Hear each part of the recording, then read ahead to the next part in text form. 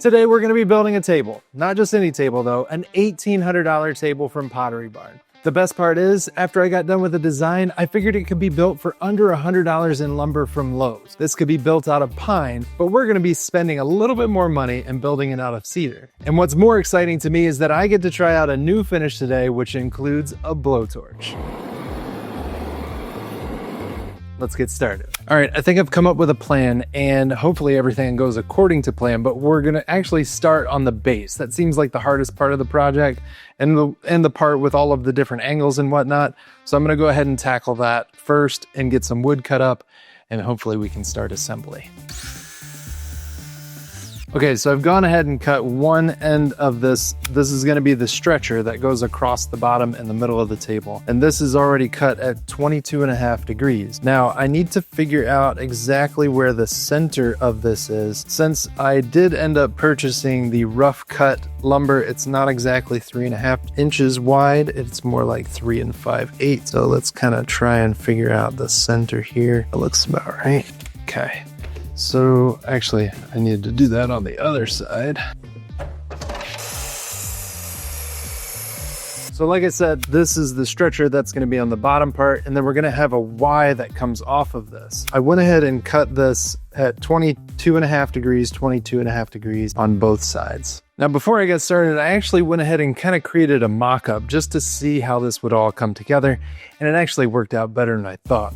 So this is essentially the Y that we're going to be creating. This is going to be the main stretcher that goes through the base, the lower portion of the base, and then this will connect to the leg. So what we've done here is we've essentially got a 22.5 degree cut on this main stretcher on both sides. So that's going to give us this point in the middle. And then we've got obviously a 22.5 degree cut over here. If you add those together, that gives you 45. So this is all worked out well. Now, obviously, got to extrapolate that out.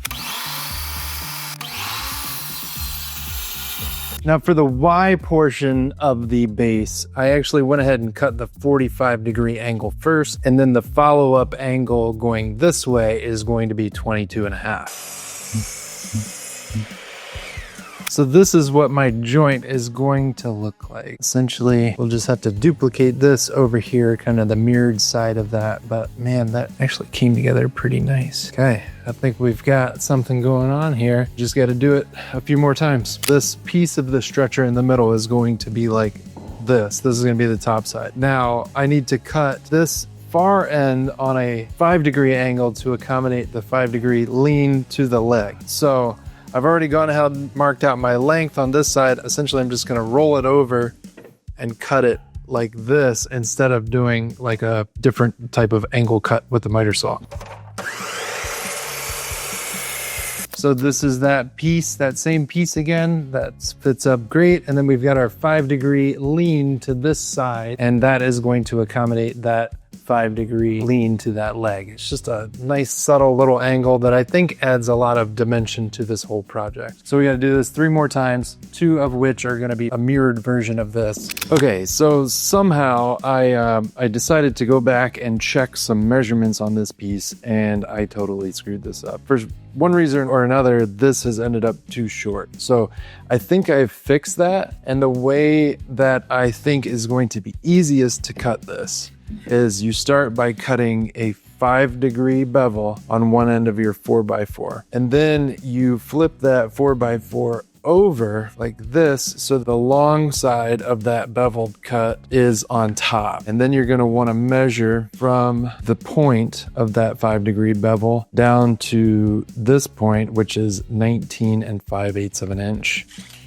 And then you cut this on a 45. That is going to give us our point. So now you put these points together, and honestly, this is probably going to be the best time to kind of prepare these inside corners. So what I mean by that is once you get this all together, you're not really going to be able to sand in here.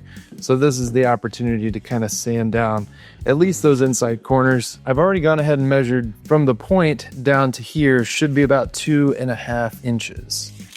This cut's going to be on a 22.5 degree angle, But what I'm gonna do is I'm actually gonna take this guy, as you can see, I've already done it because I've marked it, and then we can get this lined up to just check our measurements. Obviously you want the flat on this side to match up with this side of the board, and the same thing goes on the other side. So I went ahead and scribed a line on both sides. This point obviously lines up with that seam, but everything's looking pretty good there. So I go ahead and get these cuts made, which again should be 22.5 degrees.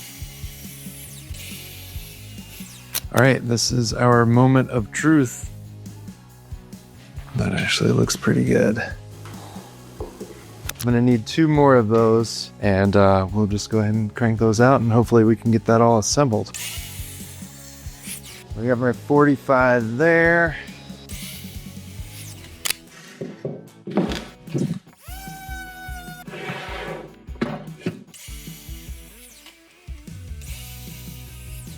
Oh man, I got nervous that I had screwed something up there for a second. Okay, so this is actually going to be assembled from the bottom, and I kind of struggled with how to assemble all of these joints, but I think what I'm going to do is end up just using glue and pocket holes from below. So I'm going to start by just essentially flipping this all over. Then I'm going to mark where my pocket holes are going to go. Essentially, we'll have a pocket hole screw here, and then we'll have one here. Now for this one, just alternate.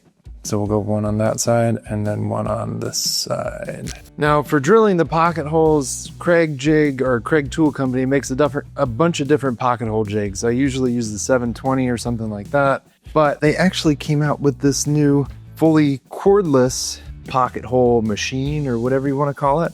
So this is actually going to be my first time using it, and I'm going to give it a shot and kind of see what I think. So the cool thing is you set these to your thickness of wood. I've got it set to 1.5 inches because it doesn't really go up to 4x4, but that's pretty much it. You can set, this is going to be the thickness of the wood as well. So that's going to give you kind of like your depth stop. And then it's got a little micro adjustment thing here. I'm not going to mess with right now. Let's just drill a pocket hole, see what this thing does. That is pretty handy. That is nice. No need to clamp. And obviously I'm working with a 4x4, but if you had a 2x4 or something like that, I've got some support back here. But the other cool thing is they have these little leveling feet that rest it so you get the appropriate angle. Again, any pocket hole jig will work, but this is their latest and greatest version, and I think it's cool to try new stuff. So I ended up going with 3 pocket holes here.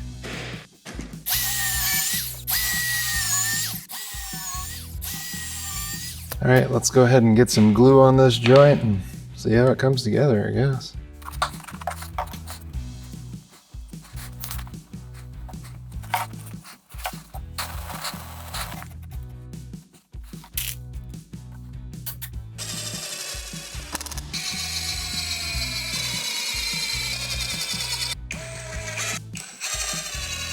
And I will say, I'm actually pretty happy with how this joint turned out. I think that will sand out really nicely, and I think that's gonna look sharp.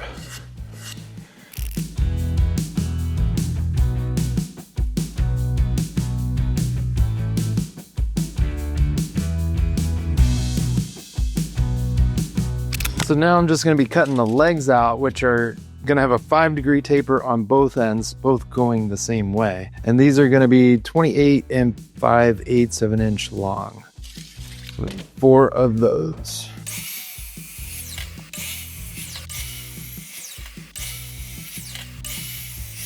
Okay, so I've got all my legs cut, and this taper, this is essentially the inside of the leg that is gonna mount to the base, the stretcher. So I'm just gonna mark a line 5.5 inches up on all of these, and that will be on the bottom of the stretcher itself.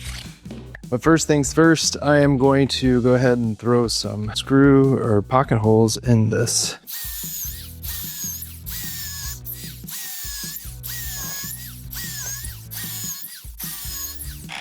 Okay, I think I've got this thing clamped where I need it. And these pocket holes are essentially just kind of to temporarily secure this. And you'll see what I mean. That's enough to do what I need to do here in a second.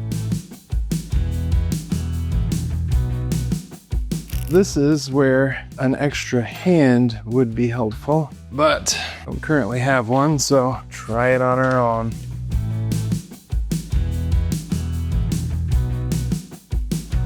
All right, so this is our base and she is looking sharp so far. So this is coming together nicely, but I did mention that these pocket holes underneath of here that are connecting this joint are just temporary. And the reason for that is because I'm actually going to counterbore a hole into the outside of this, and then we're gonna place this structural screw from here to here.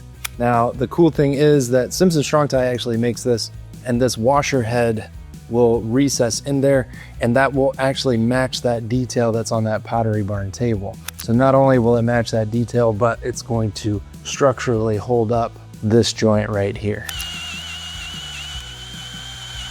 That's the problem with cedar, is that the grains are so, it's so soft. And I wonder if maybe I put some like tape over top of that. That would help. Okay, so unfortunately, that one, I'm gonna have to figure out a way to clean it up. But I did some testing and it realized that I think I just had the drill speed too low. So if I just get this drill up to speed and slowly work it in, hopefully we'll get a nice cleaner. That is much better.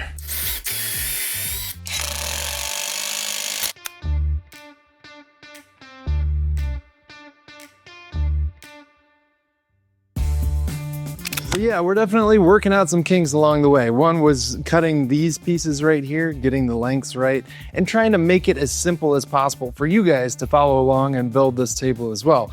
The other was counterboring these holes. Started off slow, and that definitely ate into the grain of the cedar wood that we're using for this project, because that is a much softer wood. Now, all that being said, once I get done with this and figure out how all this is gonna come together, I'm gonna put together a set of plans. And if you're watching this video, those plans are already done. So just go ahead and scan that QR code down in the corner and you'll get the link to those plans so you can build one yourself. Now, the issue is we need to figure out the aprons. So the aprons are gonna go from here to here, as well as across here and all the way around. And that's just gonna kind of make this more rigid, but also kind of help support the top and carry some of the stringers that we're gonna use to support the top as well.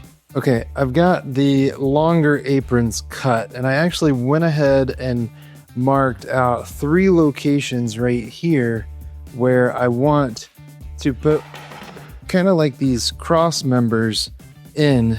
I want to recess them in. So I'm going to be cutting a notch that is the depth of a 2x4. I'm hoping that I can just use my speed square and my circular saw and make a bunch of straight cuts across this notch. We'll go ahead and get that cleaned up with a chisel and then be able to recess that into these aprons.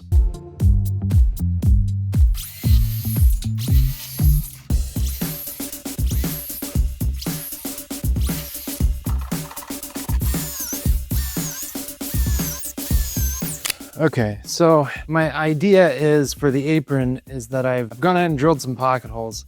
The problem is that when you use pocket holes to secure something on a 45-degree angle like this, for one, your screws don't go quite deep enough, which I did adjust. When I drilled the pocket holes, I went a little bit past the end of the board to make those holes a little bit deeper. But also when you tighten them up, it's gonna wanna cause this board to slide that way.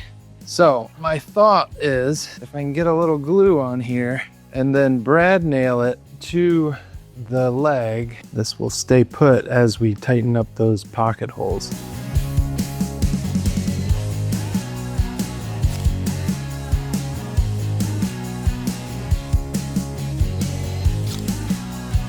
Now, one thing I did want to point out is this, again, this is just cedar that we're using, and I was able to find it just at one of my big box stores.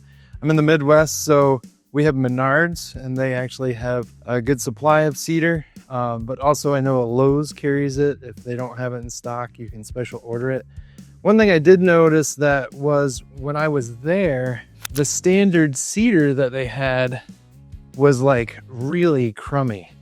It was just very young cedar. You could tell by just the way that the grain was. It was just basically like one 4x4 that they were getting out of each tree. There was a lot of cracking and stuff going on. So for the 4x4s, I ended up going with a rough sawn cedar because they just looked way better. It was a tighter grain, looked like an older tree, and they were just way cleaner. I can already tell that this looks way better. And the good thing is the rough sawn part, the cedar's so soft that it just sands really well, and it doesn't really take much sanding to get a nice smooth surface even on that rough sawn. Okay, I think we're ready to start putting some pocket holes in.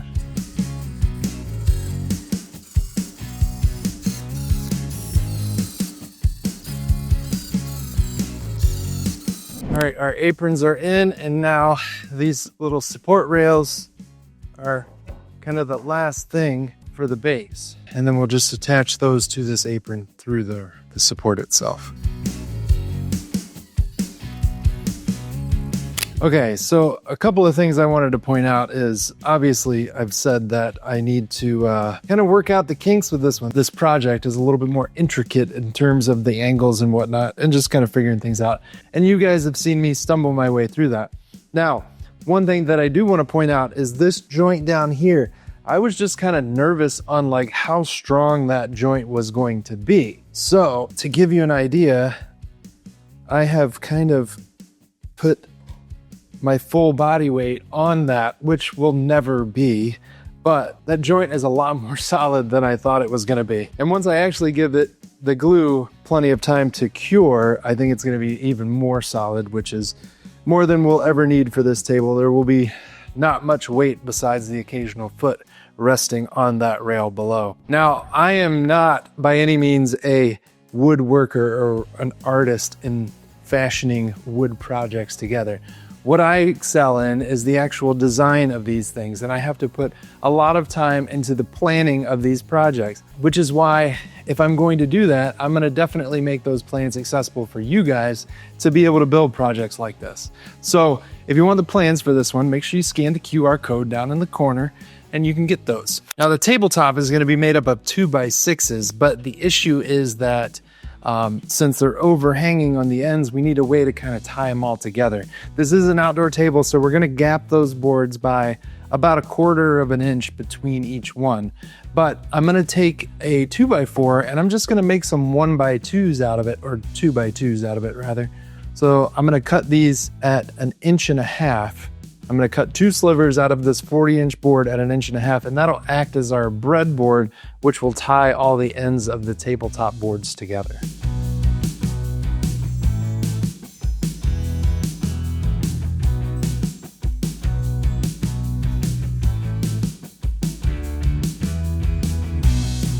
So we've got the base done, it's assembled, and I also went ahead and sanded it to get it ready for the finish. As well, I went ahead and prepped the lumber for the top. I got those cut down and put the pocket holes in them, but I didn't want to assemble the top first. We're actually going to be gapping those boards, so I wanted to apply the finish to make sure that we got down in each one of those gaps. Now for the finish, we're going to be trying something completely new for us today. And some people call it yakasugi, some people call it sugi ban. Essentially, we're going to be lighting the whole thing on fire. I'm a little bit nervous, but I'm also super excited to try this finish. We kind of tested it out on a little small board and it turned out so good, and I can't wait to see how it comes together on this. It's time to break out the torch. Unfortunately, this torch is way too small, and this is the torch that I'm going to be using to light my bigger torch.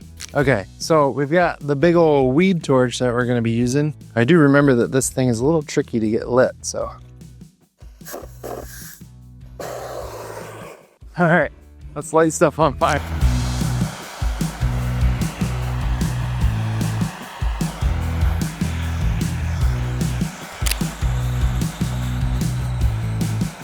Okay, so the big weed torch was actually great for covering a big surface area. However, some of these knots just didn't really darken up. So I'm gonna take this smaller torch and go back and try and darken those up.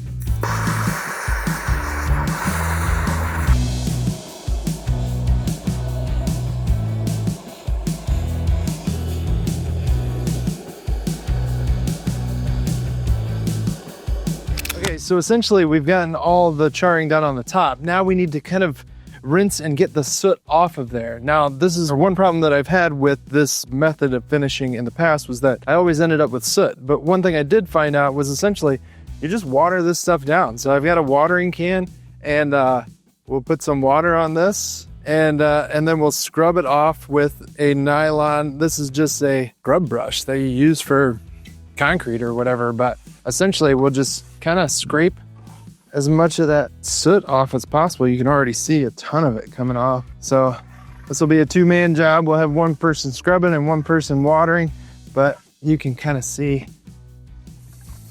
what it's going to look like. And that looks great.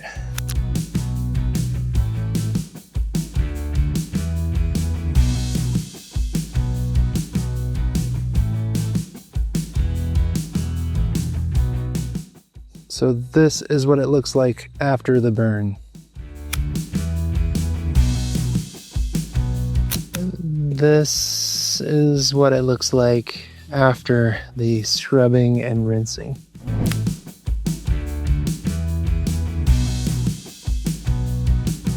All right, so we just rinsed down the boards one final time to get all the remaining soot off of them. And luckily, we're gonna take advantage of this beautiful sunny day to allow all of this to dry before we apply our finish coat. We're also gonna be taking advantage of it because we've got some new e-bikes over there, and me and Jamie are gonna go for a ride.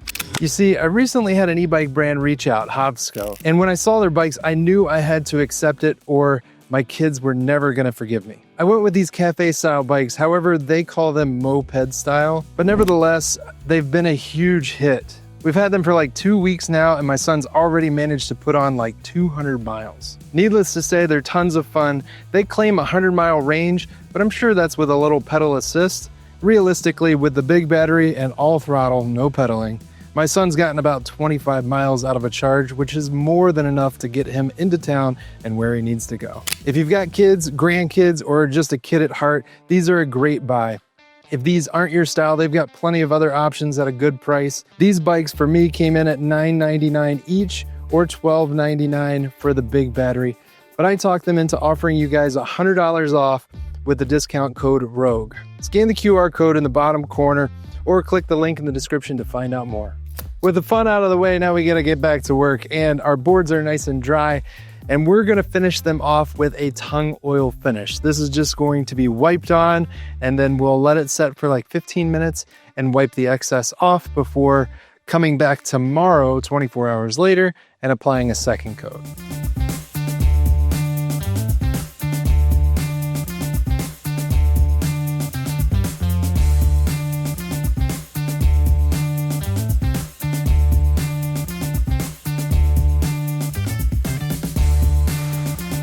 Okay, so I'm going to be assembling the top, and essentially we've got this breadboard, which is just a 2x2, and we're going to be securing that to each one of these boards individually with pocket hole screws. Once we get this assembled, then we can install it on the top. But what I've done here is I've got some padding down because I really don't want to mess up the top of these boards, and obviously everything's flipped upside down on top of that padding to hopefully be able to protect it.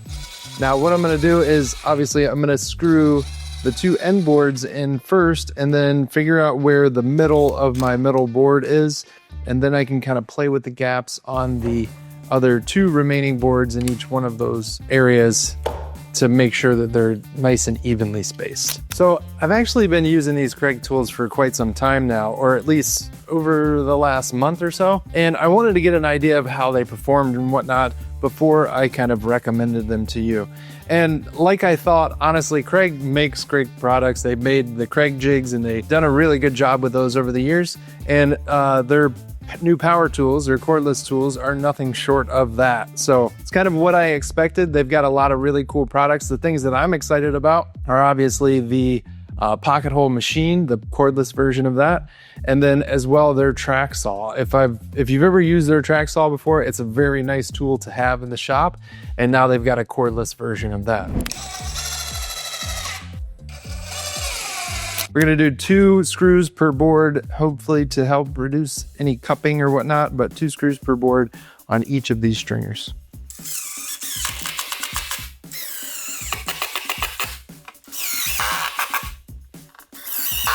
I'm gonna need your help. I'm gonna need your help.